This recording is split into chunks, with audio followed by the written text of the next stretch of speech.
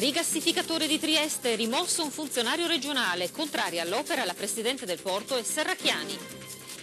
Buon pomeriggio dal TG del Friuli Venezia Giulia, ancora bufera sul rigassificatore di Trieste. Questa volta a tenere banco non sono le manifestazioni di protesta sul progetto, ma la rimozione del funzionario regionale che di fatto aveva condotto la riunione con provincia e comune conclusa con una contestatissima autorizzazione integrata ambientale. Una vicenda che ha assunto anche risvolti penali. Intanto, sul fronte dei contrari spunta un'inedita alleanza, quella tra la Presidente del Porto Marina Monassi e la candidata alla regione del centrosinistra Deborah Serracchiani. Servizio di apertura di Nada Ciocc.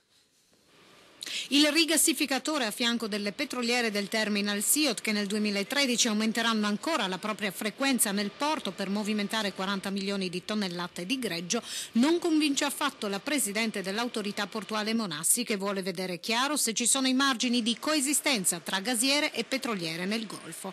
La Presidente dell'autorità portuale ne ha discusso anche con l'europarlamentare Serracchiani. Assieme hanno evidenziato le potenzialità dello scalo internazionale che può diventare l'interlocutore ufficiale per il centro europeo.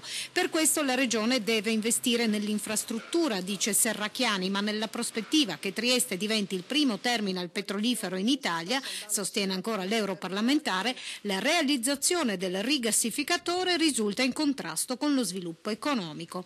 Rigassificatore che è già costato la rimozione al vice direttore della Direzione Regionale Centrale Ambiente, Piero Giust, dopo che è stata depositata una denuncia alla Procura per falso in atto pubblico nei confronti del funzionario regionale che aveva di fatto condotto la conferenza dell'autorizzazione ambientale integrata, definendo inconferenti i pareri negativi di comune e provincia. Sulla rimozione di Giusti il consigliere Bucci del PDL ha chiesto chiarezza alla Giunta, mentre l'ufficio legale che ha presentato la denuncia spiega che potrebbero esserci ulteriori denunce se l'AIA, così come approvata, sarà impiegata anche per l'autorizzazione unica in sede ministeriale d'intesa con la Regione.